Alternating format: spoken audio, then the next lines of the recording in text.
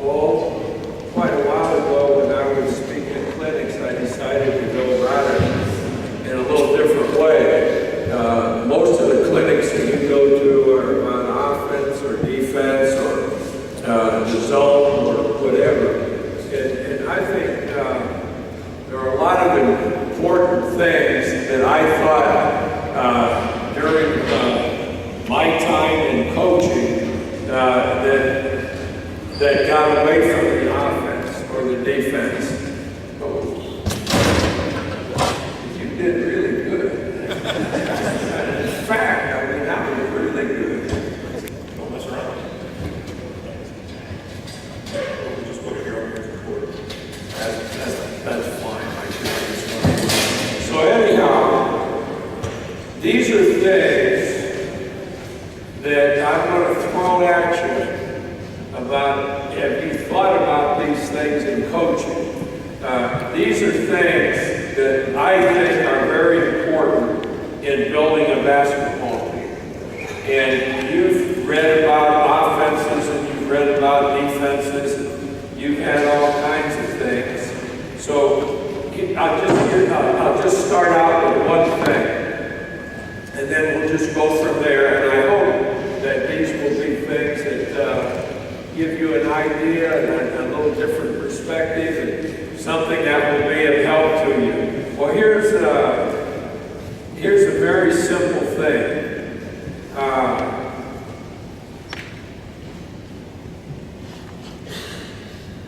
The will to prepare to win. Everybody wants the will to win. Everybody wants to win. But it's the will to prepare to win. And these are the things that I try to teach my kids as a coach during all the years that obviously we want to win, but it's the will to prepare to win. You know, you're not going to ask anybody, say, I want to win. Oh yeah, that's great. Everybody wants to win. Like everybody wants ice cream. But it's the will to prepare to win. And I think that's a coach's responsibility, to teach that to his kids and to think that himself. So that's just one thing. Here's and then we'll have a little question and answer session when we get through all of this. So let me go a little bit here. Anytime I think paying attention to losing is really important. Now, and I say that, first of all, why did we lose? I think after every game that you've been beaten, you have to say to yourself and figure out why did we lose? Instead of just letting it go, but why? And maybe it was, your answer might be that they were just better than we were. That's not out of the realm of possibility. But I always thought that why did we lose? The second thing I always thought was, why did we win? What did we do that enabled us to beat this team? Was it that we had better players, or did we do a better job defensively? I always wanted to know just what it was that we were doing, whether it was positive or negative. And then let's say that we played a good team and we played well against them. Well, one of the things I got out of that was, let's forget about how well you played yesterday, because if you keep thinking about that, we're going to get our ass beat tomorrow. So I always wanted to, there's a psychological part of coaching that I think is really a lot of fun. You've had a good win, but now you've got a game coming up. What are we going to do? We're just going to keep patting kids on the ass and how good we were? No, you can't do that. You know, I'd have a little meeting the next day and I'd say, boys, we did a hell of a good job with our defense, and that's why we won that ball game. But now we're playing piss and poop tech tomorrow, and we've got to be just as good defensively as we were yesterday. And that's part of what coaching to me is all about. I was always interested in how can can we do things a little bit better?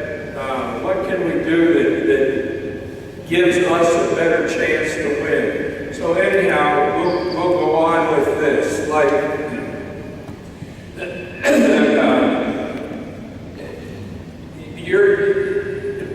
yourself, you've got to know what your own capabilities as a coach are.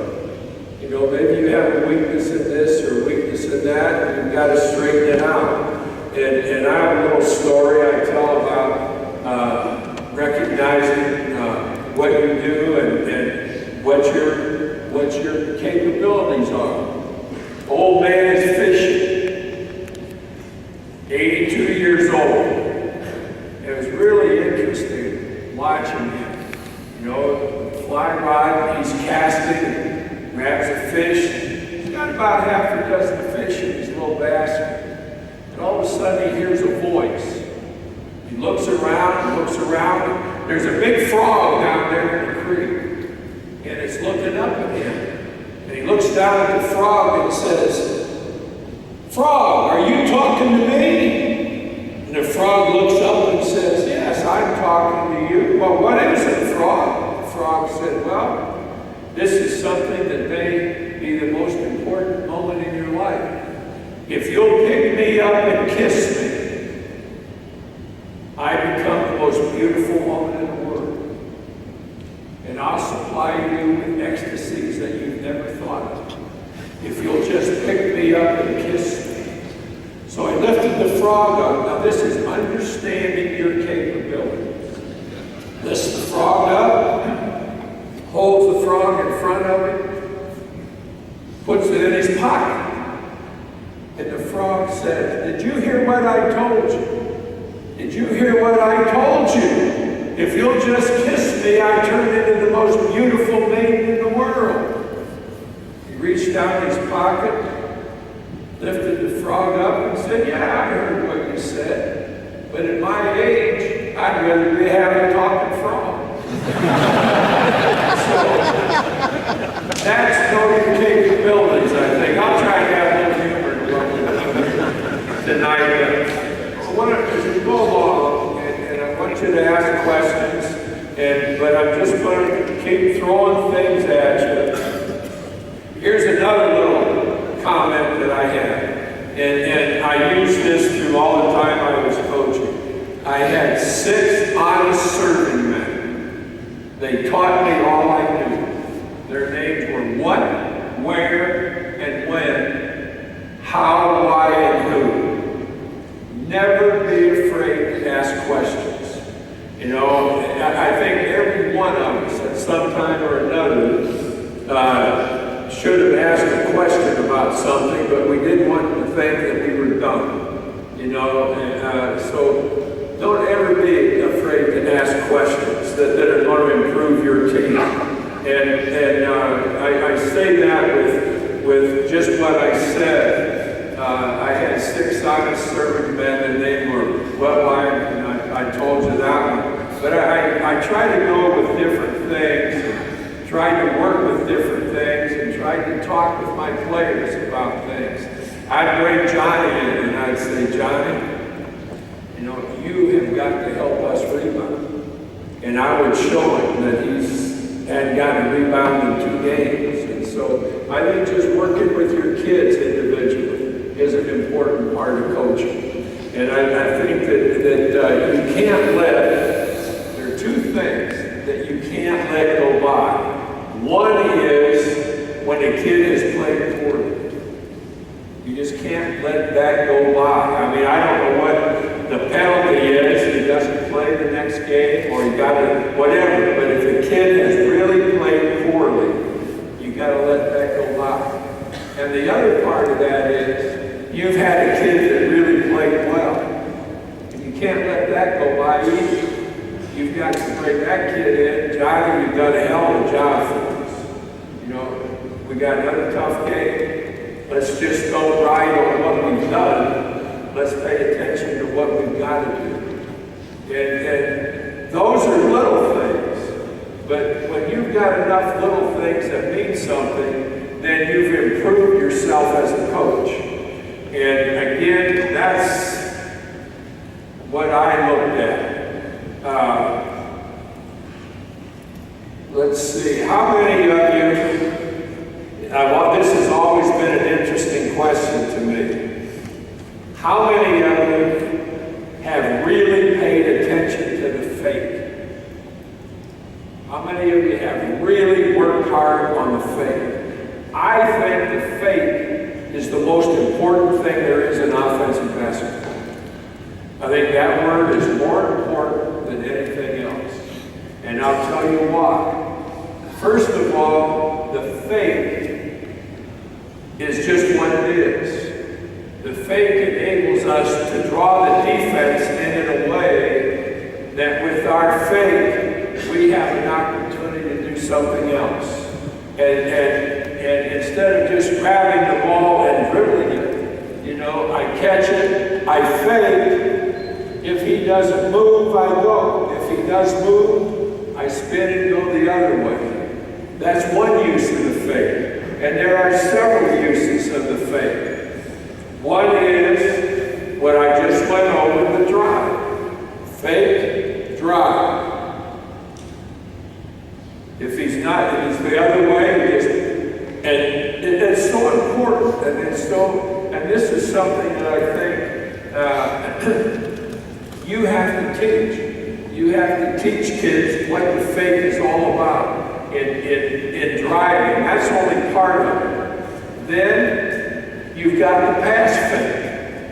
And the pass fake against the zone. The zone moves, now you come back. And I know that probably a lot of you think this was really fundamental, but it is. But I ask you, how many of you really use the word fake and nobody raised a hand? And to me, knowing the fake and using the fake is extremely important in winning basketball. The fake does so many things for you. It's a shot fake. You know, I work with our players and all of our baskets. Like, you know, we have all kinds of baskets today. And shot fake. One guy threw up, shot fake, take the shot. And as I said before, the other thing is the pass fake. Because you move the defense on the pass fake. And if you take a dribble and make the pass, you move the defense a lot. But to have your kids know how to use the fake. Same thing if I'm a postman. I'm here on the bucket is back behind me here. The pass comes into me, and as soon as I get it, if I fake to the baseline and that guy moves a little bit guarding me, I've got a chance for a little hook shot coming into the middle. But the fake has set it up. Also, I get it. Now I fake to the middle, and if he moves, I may spin and go to the bucket on a little reverse layup. So I think really paying attention and using the fake is a very, very important thing in offensive basketball. And I think it sets up so many things. The shot fake, the drive fake, the pass fake, the post fake. I have, in the last several years when I've spoken at clinics, it's really interesting to me, as it kind of was here, and I'm sure that I didn't think about the fake for a long time, but then I had an opportunity to play a lot of basketball and do a lot of things with basketball with Pete Newell, who was one of the, I think, maybe the best coach we ever had, was Pete Newell.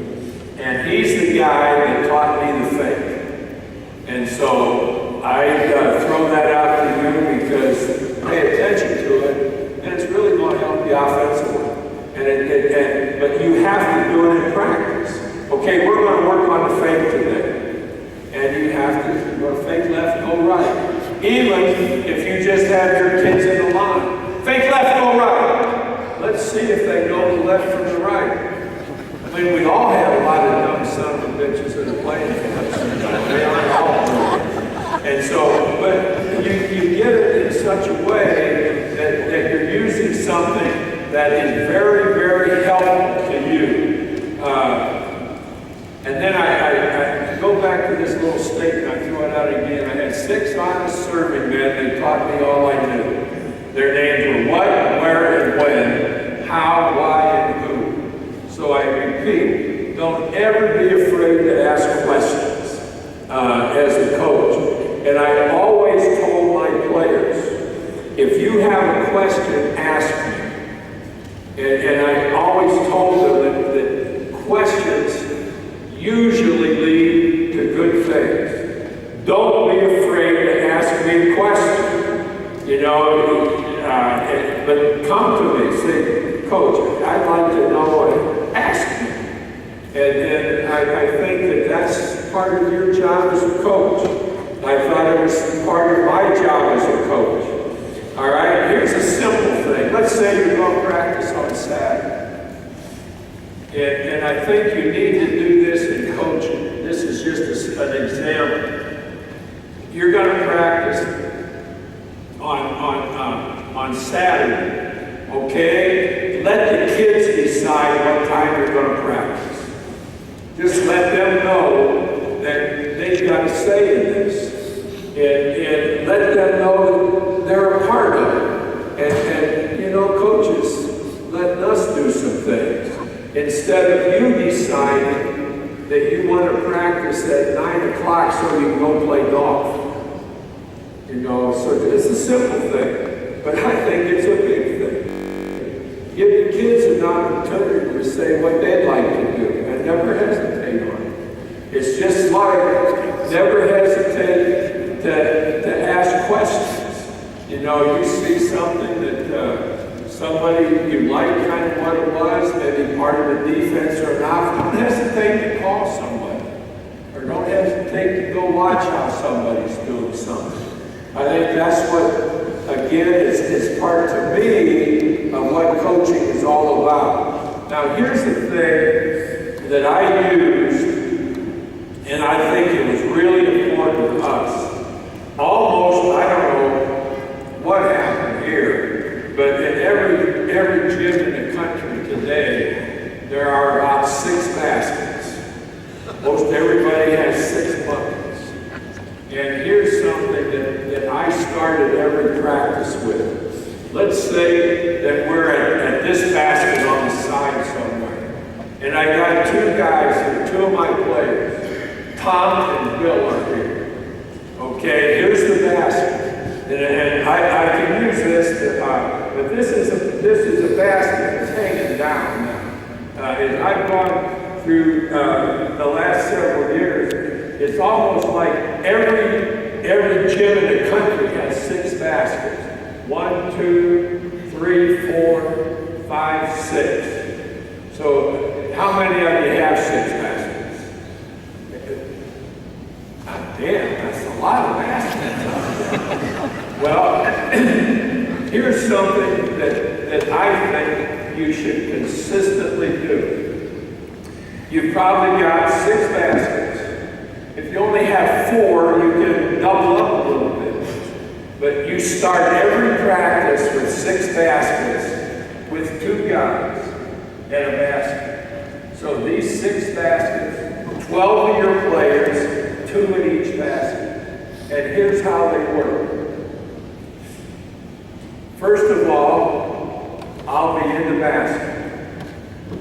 Okay? Now, I'm in the basket. And I'm ready to get a pass. My partner is Tom. I'm Bob. My partner makes the pass. Fake right, go left.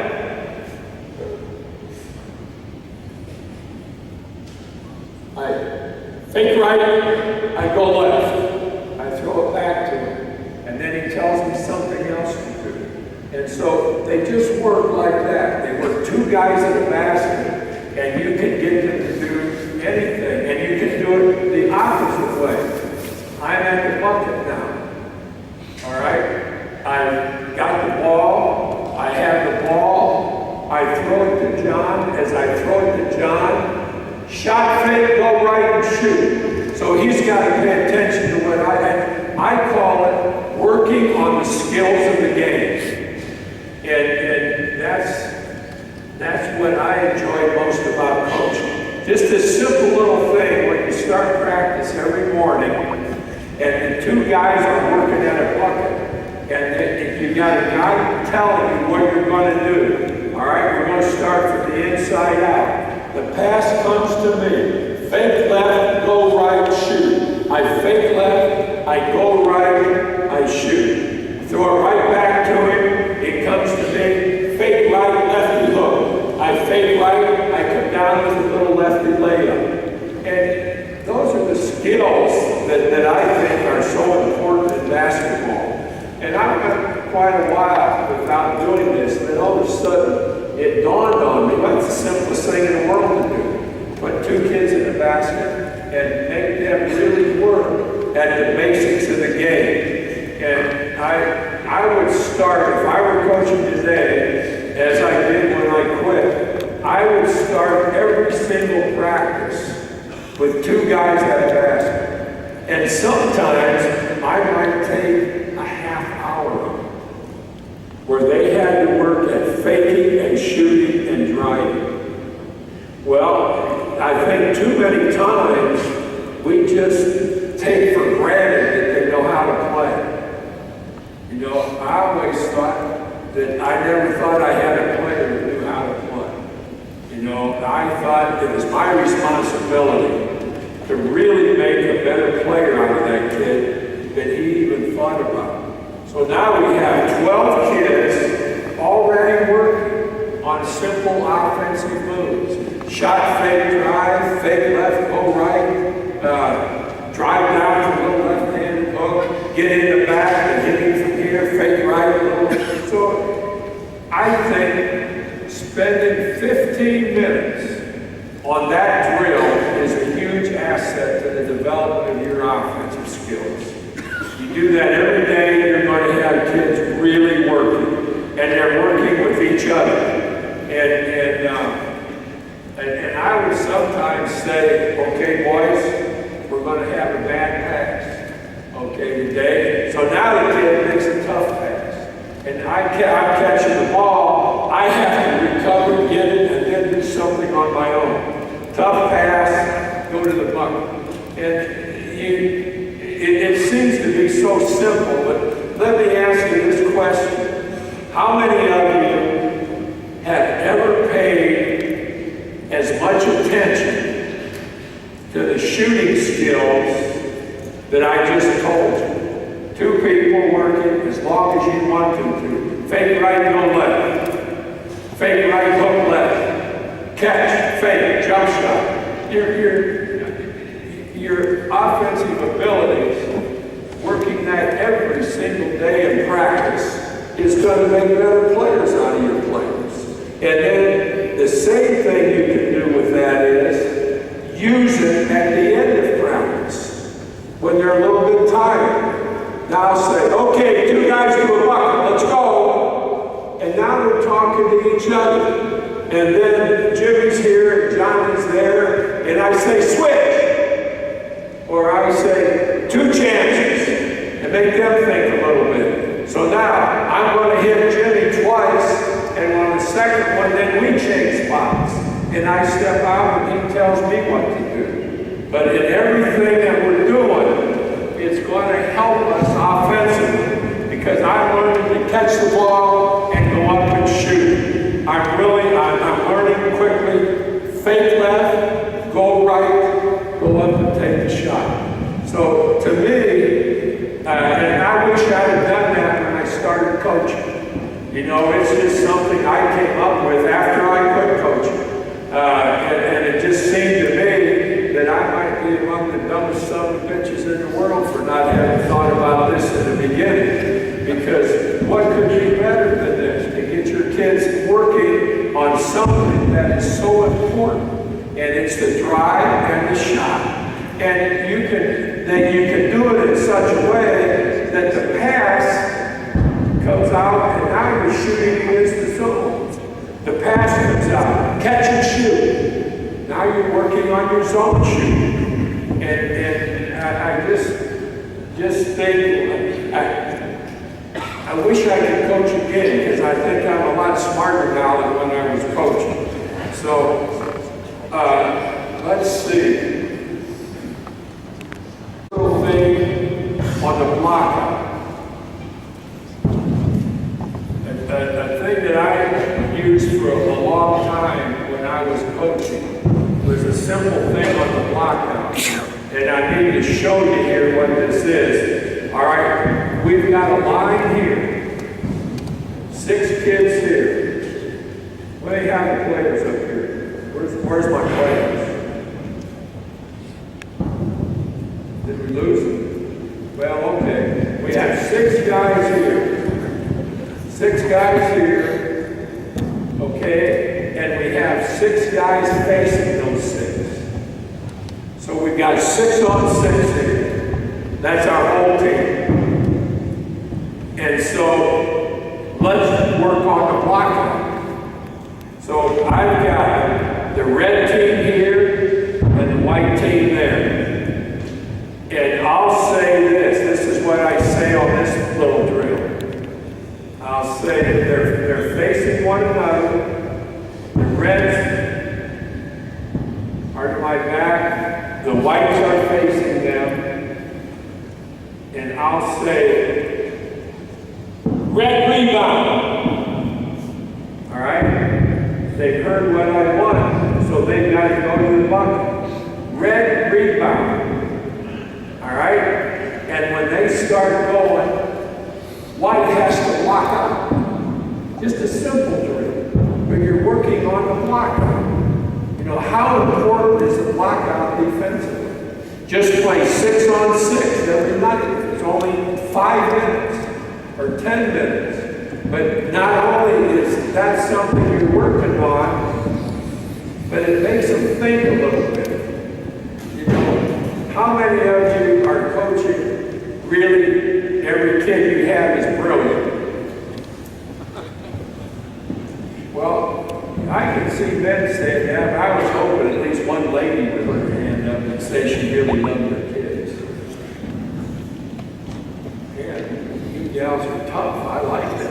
Okay, let's get back to 6 on 6. Okay, so here I am. We got red line here, white line there. I just call out rebound. Red rebound. All right, these guys have to make their turn to block me out. Or I might say black rebound, then red has to. And you don't have to do it very long. It's just a simple drill, and it gets them used to it. You know, you've got kids that are afraid to block out. We all have. You know, just get them to stick their ass into somebody and get them to be quick about it. And how important is the block out to you in defensive play in the course of the game? This real simple drill, 5 minutes a day, just has them working hard, where they got to get their butt into somebody. They got to get their elbows up. So that's a little drill that I put together. I just call it 6-man block out. Okay, then another thing, when you start practice, my practice started in this way. It started 3 on 3 both ends. So I've got 3 on 3 here and 3 on 3 there. And I may have kids coming in and doing a 2-man shooting drill or working on something. But when I came on the floor, the first thing I said was that. Get kids, what I wanted now was, I had 3 kids at this end and 3 kids at that end, are basically 6 kids. So we got 3 on 3 at that end, we got 3 on 3 at this end. And I sometimes would say where I wanted those 3 kids.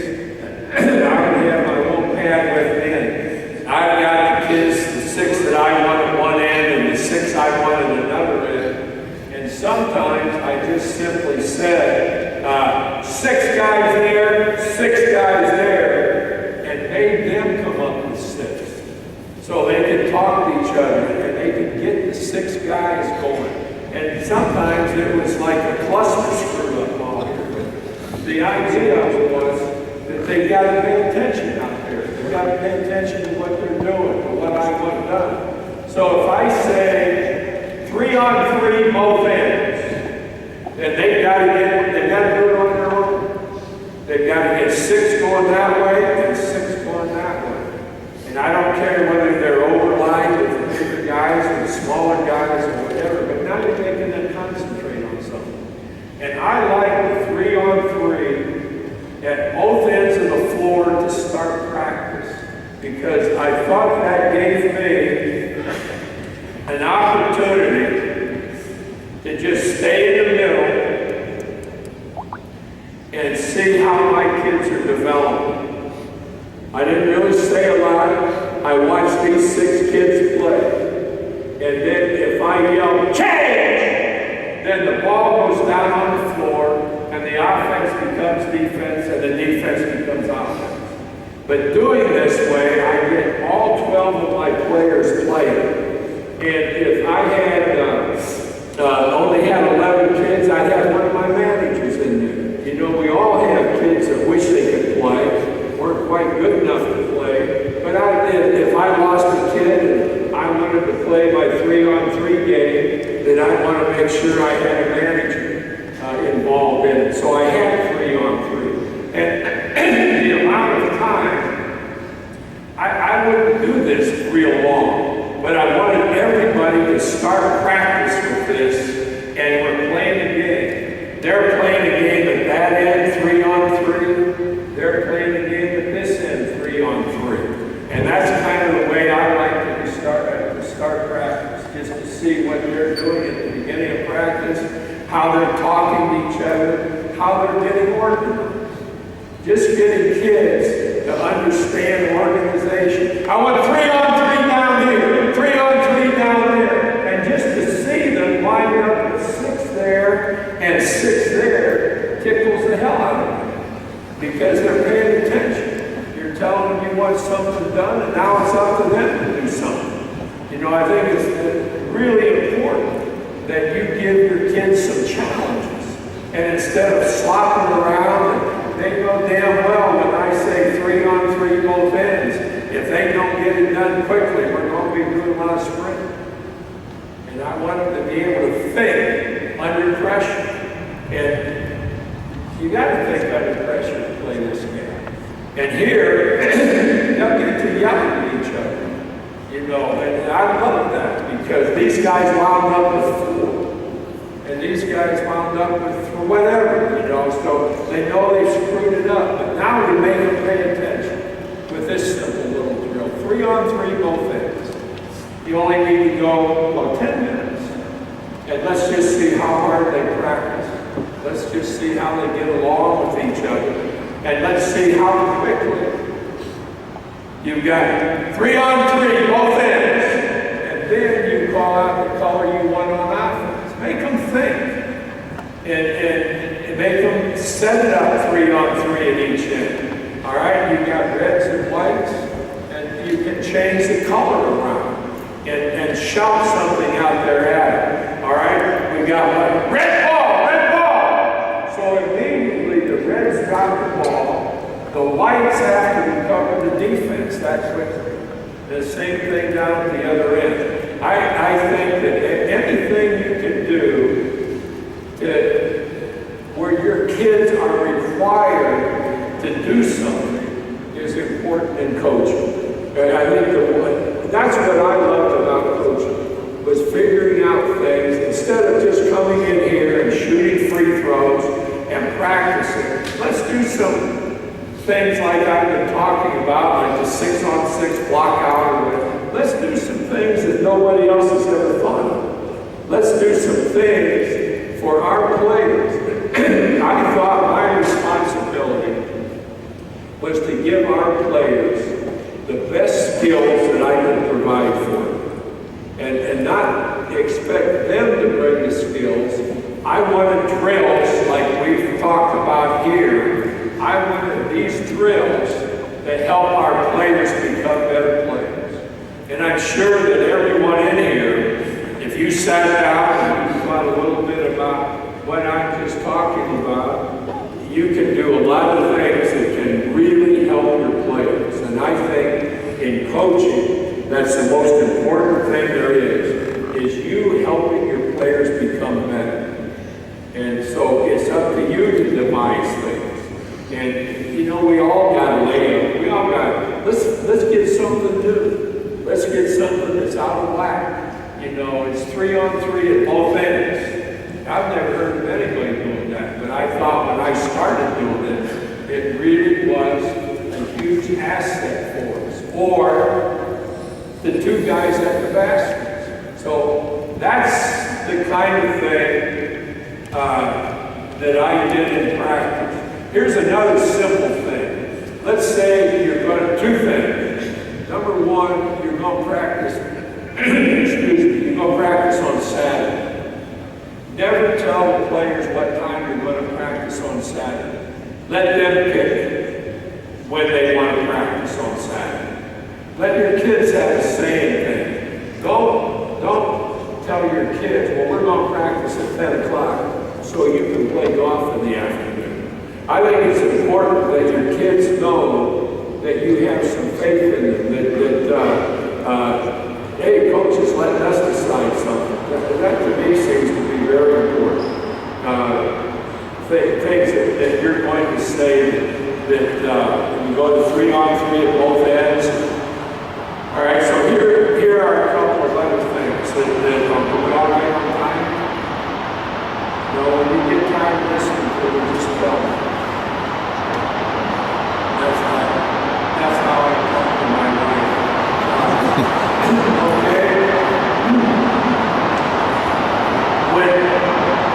When you're going to play practice on Saturday, I go back to that and then I'll skip it. Let them decide what time on Saturday. But it's just a simple thing. But these kids, they've got to feel something. They've got to feel a little more strong because coach is telling us what to do. And so any little thing like that you can do, I think helps the development of your players. All right? Let's go a couple of other things here. Every day in practice, and your offensive, as you work on offense, you can obviously have the defense versus the offense, but every single day in practice, you have to spend 10 minutes with no dribble. Every year you're going to play, they can't dribble the basketball. If you want to do good offensively, there are three things that you have to do. Pass, cut, and screen. To me, and my coaching, those are the three most important things to me in offense. We got to pass, we got to cut, and we got to screen. And you can do it in different ways. And that can be another thing that you can do at both ends of the floor.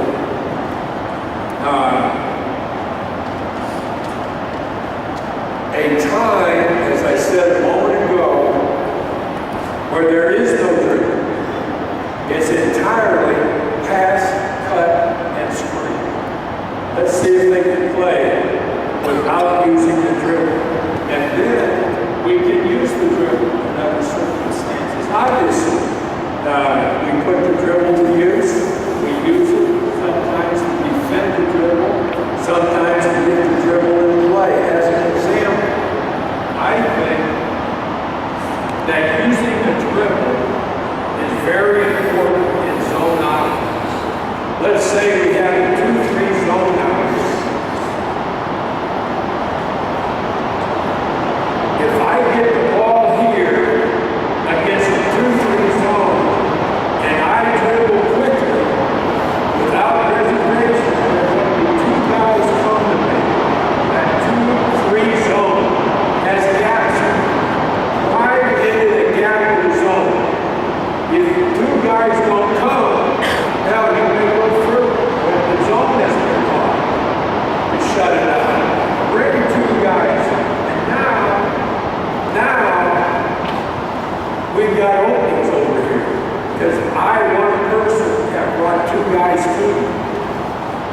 And I really enjoy working with our offense against the zone to see how well our kids can react to taking it and going into the gap, bringing two guys to them, and now we have an advantage somewhere.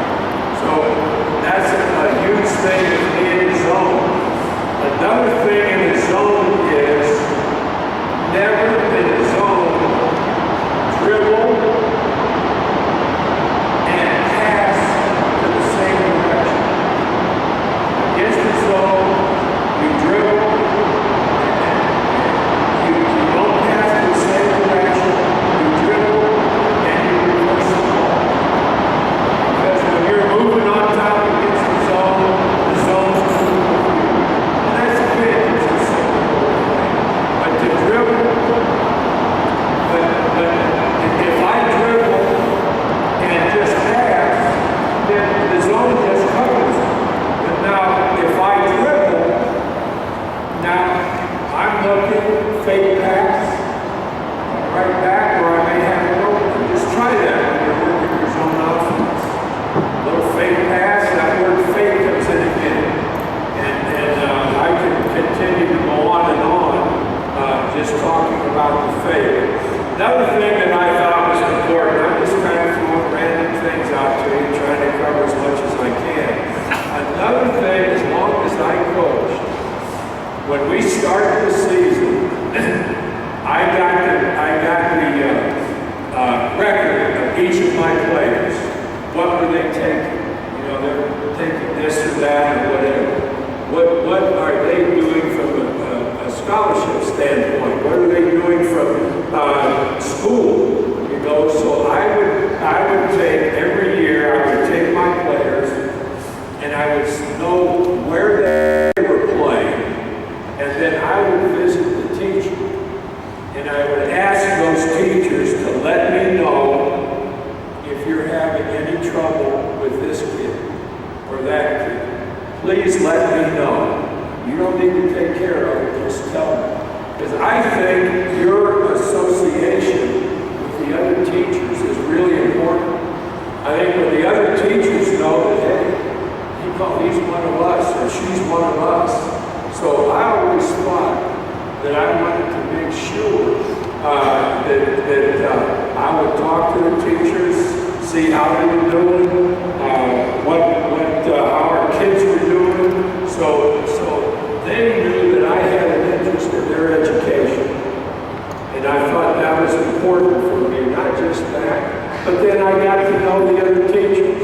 And in some cases, I wound up with teachers that, really helped me with things. And were anxious to feel a part of the basketball team. Because Coach Knight asked me how Tommy Jones was doing in class. I've never had anybody ask me that. He's concerned about it. So I think your relationship with the teachers is pretty good. And that's a simple way to do it. You know, just say hello to them. Just ask them about how one of your kids is doing. All right?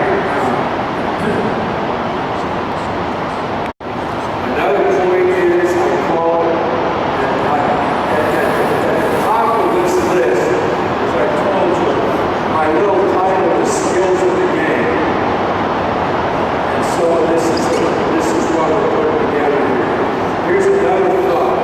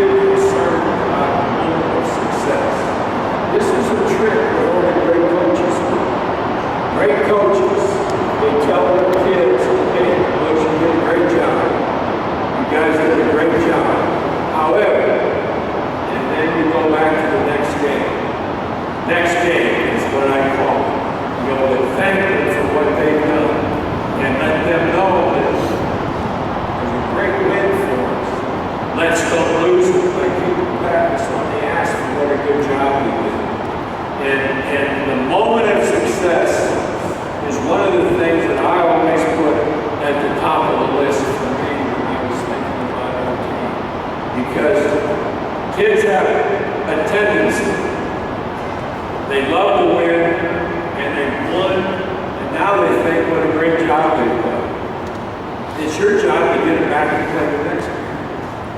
So I call that the moment of success.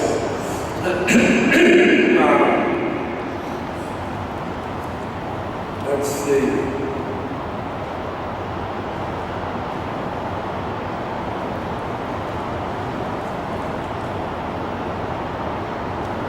All right, practice.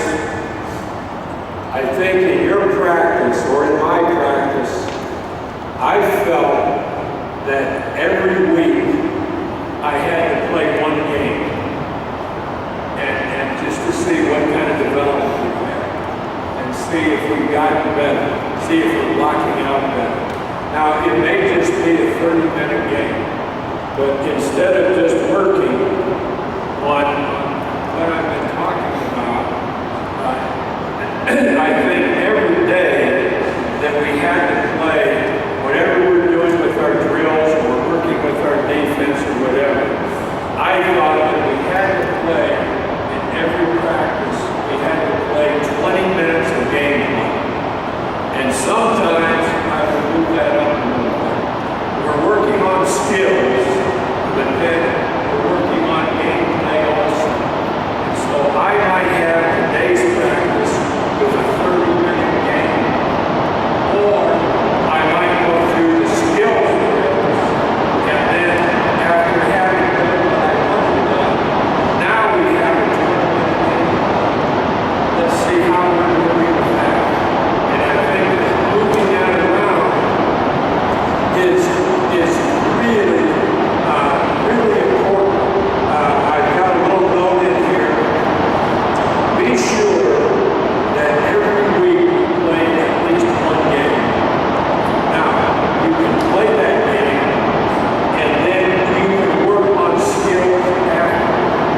But gameplay and skills, you have to help your kids become better by developing ways that they become more skilled. That's your responsibility, not the kids. You know, you've got this kid to play, and he came out for the team, and you put him on your team. Now, it's your responsibility to help that kid become better.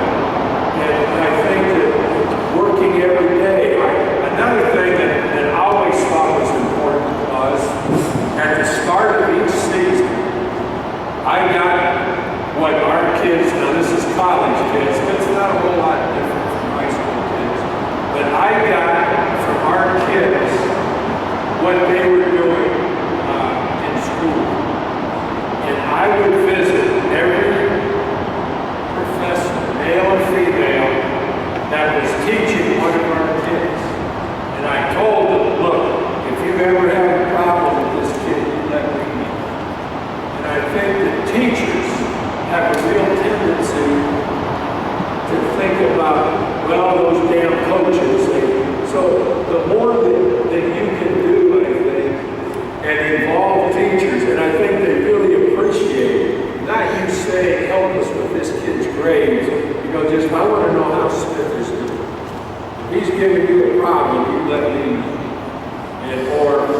And I think your association with the other people in your school system is an important thing. I think it's important that doing something there that I think is going to help your kids along the way. All right, let's go to free throws. Sometimes at the end of practice, I will say, you know, we got our 6 baskets. Sometimes at the end of practice, I would say, you have to make 6 straight before you can leave. And I'd have my 12 kids are out there, and I let nobody know. I said, God damn it, stay here at midnight, I don't care. You know, but I made them make 6 straight shots. And obviously, you know, that's not always going to happen. And so, but I'd make it work there. And I'd make it work there.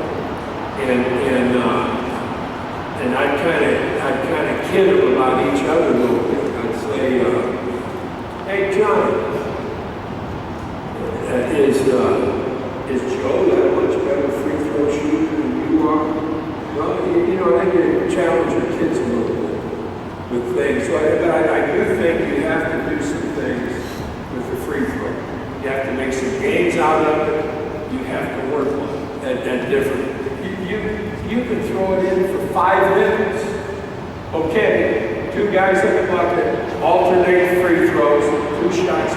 So I've got my 2 free throws. I shoot my 2 free throws, and then my partner takes my place, and I throw it back out to him. He shoots his 2 free throws. But I get it in practice. And sometimes if we're having a little bit of problem with our free throws, then I'll stay a little bit longer with the time. Maybe I'll go from 4 minutes to 7 minutes doing nothing but shoot free throws. But then there will also be that point in the free throw situation where I say you have to make 5 in a row before you go home. I had a lot of others mention about that. I just told them, we'll teach you to shoot free throws better. And they'll come home quick.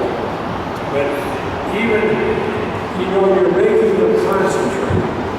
And I don't think that these coaches pay enough attention to getting our kids to concentrate on what's going on. So they look at a situation and they see where I can drive that gap. And when we demand things of them, that to me is really helping your concentration. Another thing that has to be done every day in practice is no dribbling. How much time you want to spend is up to you. But there were times when I spent the entire practice with nobody dribbling. Because I wanted to see pass, cut, and screen.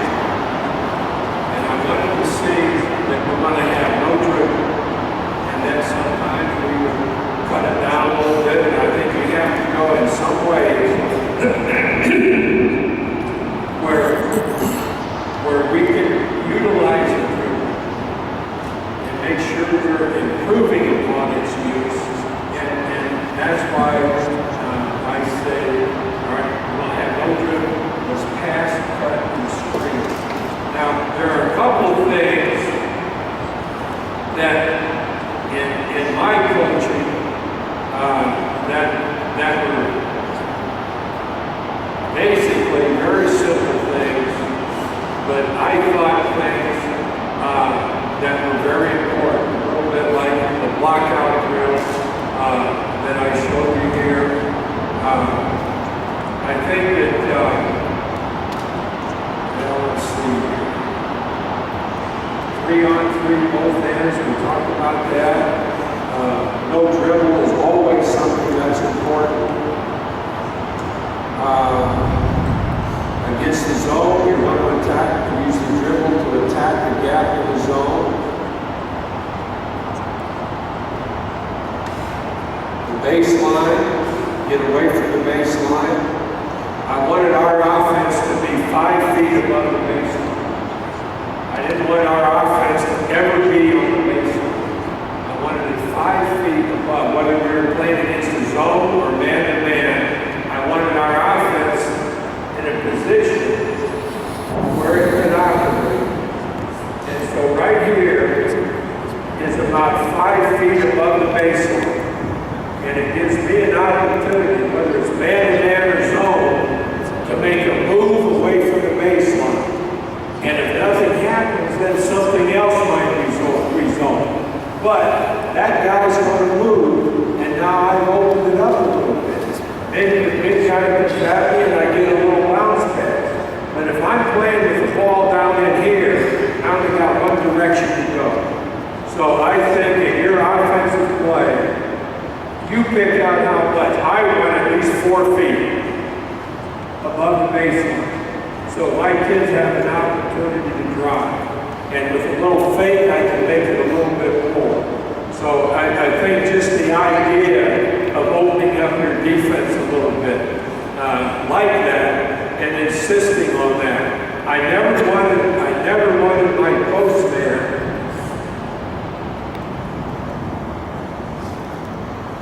to be on the baseline. I wanted my post man to be above the baseline. So when he got the ball, he had 2 ways to go.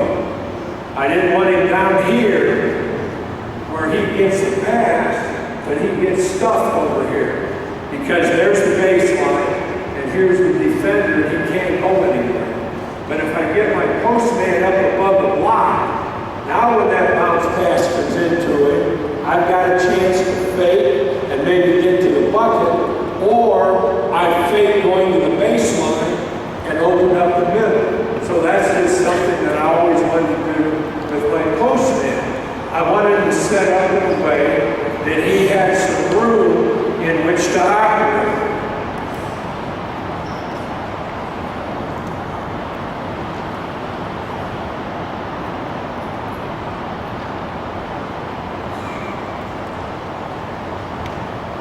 I mentioned the free throws a little bit, and there were times when I said, you can't go home until you make 5 in a row. And, invariably, somebody's going to have some problems, and I'd say, all right, you've got to, next time, you're going to run laps. Or we have a time limit when they don't, so I'll have them sprint or whatever, and I want that concentration. They make 5 in a row, they don't have to run sprints, or they don't have to run laps. And I think that then, how well do your players concentrate? They concentrate only as well as you force them to concentrate. Don't trust those little bastards. I never trusted about anything. And I think you have to coach that. I just think that you're the person in charge, and you have to be in charge. Did I tell you about my story about the man in charge? Did I tell you that? You'll remember me telling you that? Well, stop me. But here's my favorite man or woman in charge story. I haven't told you that? Now, don't you two screw this up now. I'm really relying on you two. I'm at an age where I can't remember what the hell is going on. But the man or lady in charge. And I think this has to do a lot with coaching. You're either the man in charge or the lady in charge, but you're in charge. And be in charge. You're running the operation. Johnny comes in to see his father. Dad, Mom tell you I passed the driver's test today. Well, son, she did tell me you passed the driver's test today. And she told me that the state trooper that took the exam said you had the highest score that he's ever given anybody in the exam. Now, that's great, Johnny. For you to get your license under those circumstances, I pat you on the back for that, son. I'm really proud of you. With that, Johnny said, well, now, Dad, we've talked about this a little bit before, but now that I have my license, will I be able to use the car once in a while? Your car or Mom's car? Will I be able to do that? And his dad said, son, I'm sure you can. But now you remember the last time we talked about this. What I told you was, I'm sick and tired of that damn long hair of yours. So the prerequisite is going to be a haircut. And when you get a decent haircut, we'll talk about you using the car. So about a week later, Johnny comes in. And he asks his dad, he said, Dad, I wanted to talk to you about using the car. His dad didn't look up and said, well, now, Johnny, we talked about that once before. And everything was fine, except I told you to get that damn haircut. And I did see that you didn't do it. And he looked at his dad, the man or woman in charge. When you're in charge, that's what you are as a head coach. When you're in charge, be in charge. And so the dad looks at Johnny and he says, well, I've told you, John, it's that damn long hair of yours. Johnny says, well, Dad, I wanted to tell you something.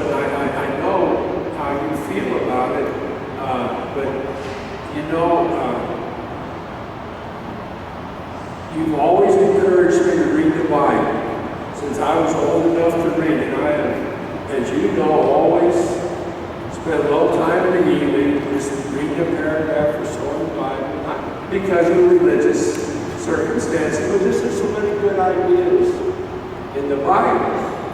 And his dad said, well, Johnny, I'm really proud of that. And Johnny said, well, now, Dad, here's what I wanted to tell you.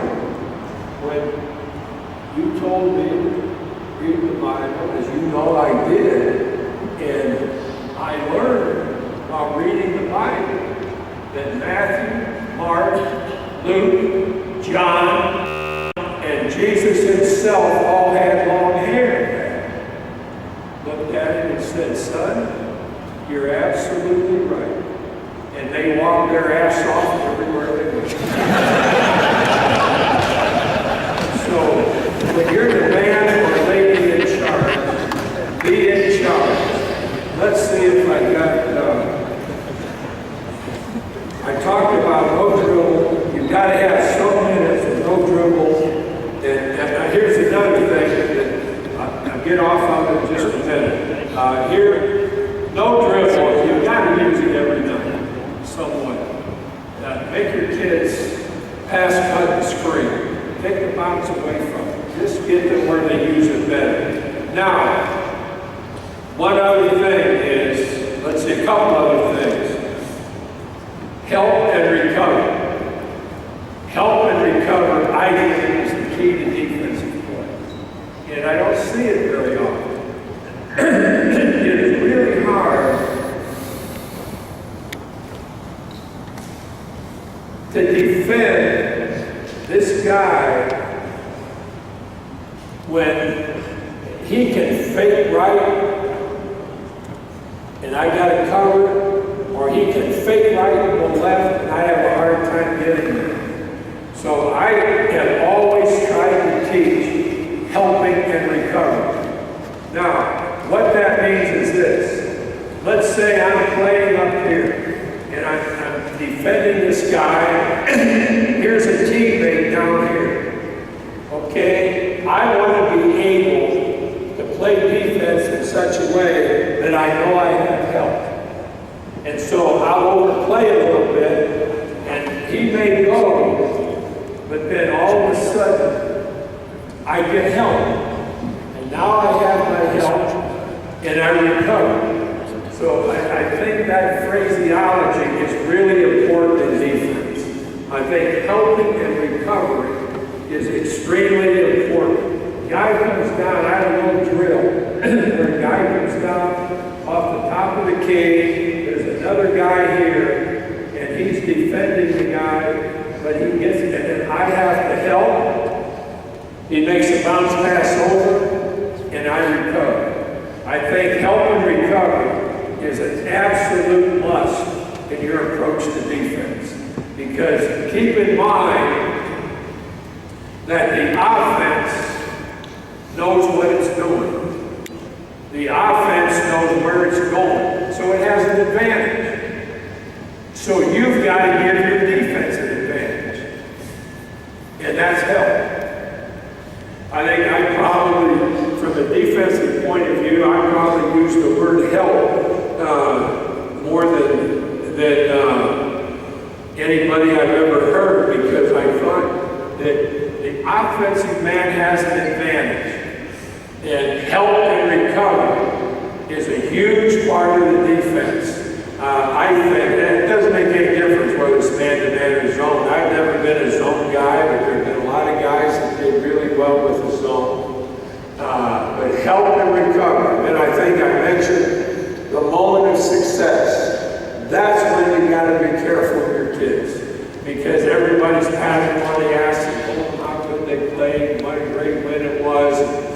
You've got to be tough enough that on the day after that win, you've already told them, boys, you did a hell of a job. Girls, you did a great job, ladies. You did a great job today. But we got tomorrow. And you do a disservice to your kids if you just get all tickled to death with how they play. And you always have to encourage them. I think you have to let them know that they have played the way you think they play. But also, I think it's really important that you show them the little things that I've given you and so forth. A couple other things.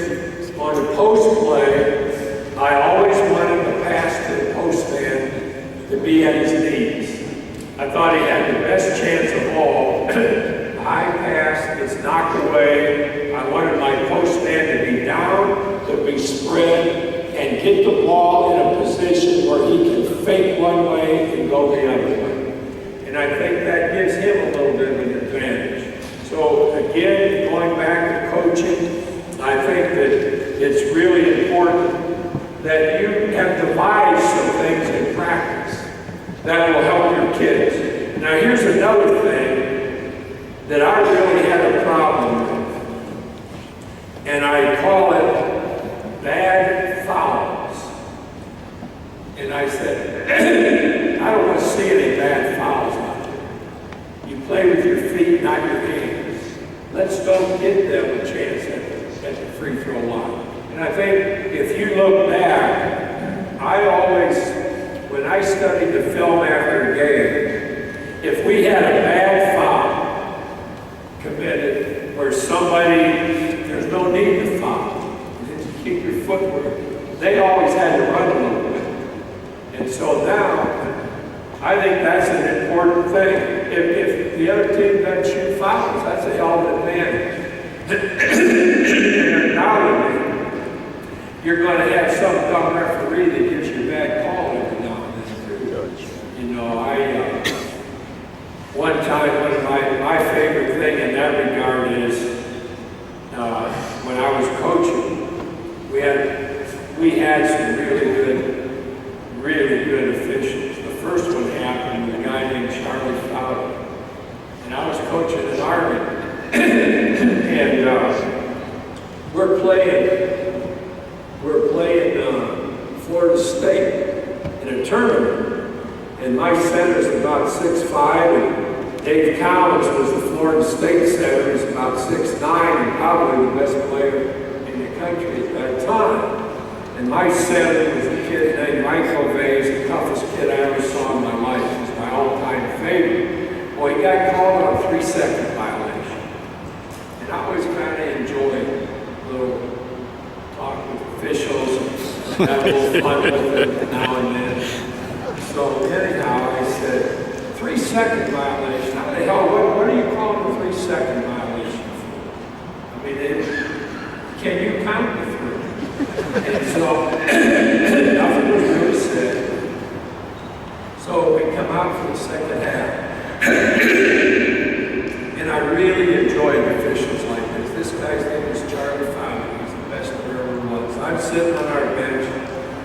He comes up to me and he says, he had never even met me before. I was just a young kid coaching at West Point. Charlie came up and he said, Coach, you were bitching about that 3-second call in the lane, and we decided to change the rule. We're not going to call it anymore in the second half. We're just going to not have the 3-point line. We're not going to do that anymore. You can just stay in there as long as you want to. You tell your kid that. And he starts to walk away. Oh, he said, there is one other thing, though, I got to tell you. You know, if we let your kid do that, we got to let that big redheaded son of a bitch out of the So I always enjoyed a little rapport with the officials. You know, I let them know it when I thought it was bad. But, you know, I'd like the kid a little bit. And I would tell officials, we enjoyed playing the game. You know, you guys, that doesn't hurt anything. You know, you did a good job. So anyhow, this thing with Fowler was great, you know, and he put me in a position where I had to say, well, Charlie, let's just leave it like it is. Another time, I had a great thing lined out for one of the referees we were going to have. The game, he came over to say something to me, and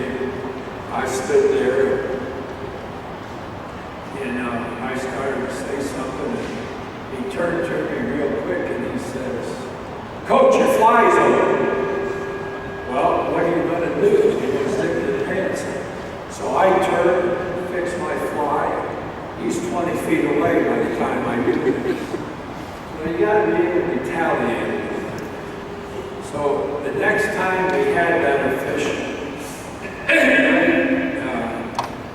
I think when it was all said and done and I quit coaching, I got a lot of nice notes from officials, and I think that's an important thing. You know, if you bitch about something that you're absolutely right about, that's good. But be careful a little bit. And you always got to kind of get ahead with things. So the next time we had the guy that told me my fly was open, I gave him a little package. And in the package was a pair of new glasses. And I said, this should make you better. Well, he got as big a kick out of getting it as I did giving it to him. So I'm not suggesting that you do things like that. I always enjoy sitting like and coming here today. I've talked about some things that I've never talked about before. But just things that I went over and picked out some things here and there. And that probably some of these ideas that you've never really heard of or paid much attention to. I go back to the pass fair. On offense, it is a tremendous weapon with the pass fair. So there are a lot of little things sitting out there for all of us as players, and I think that a real responsibility for you as the coach is that you work to help your players, that you devise some things that are going to make your players better players, not just telling them they got to shoot more, they got to do this.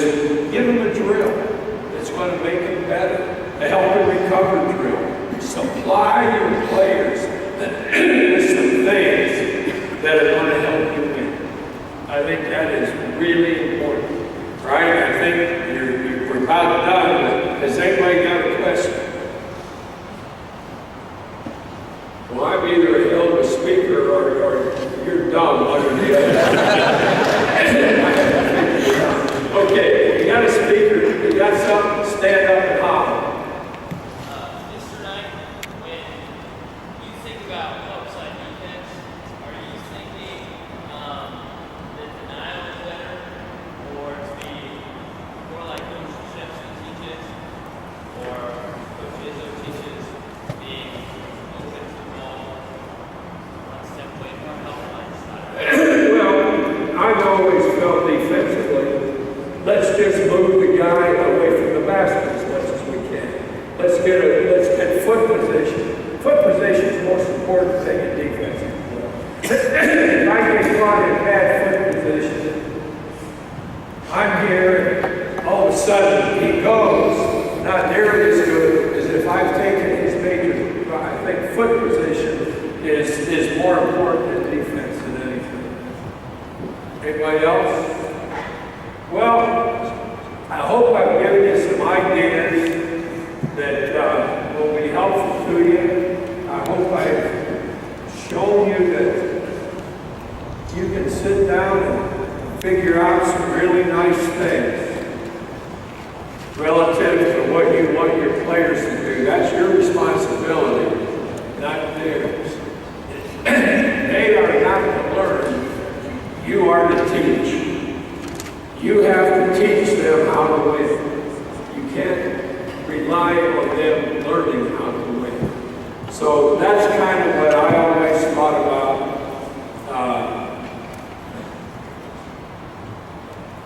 And it's a great game. And throughout, there have been a lot of great people involved in the game. I hope I've given you something here today that you can work with. Maybe jiggle around a little bit, and then all of a sudden you're thinking about something else that would be of some help to you.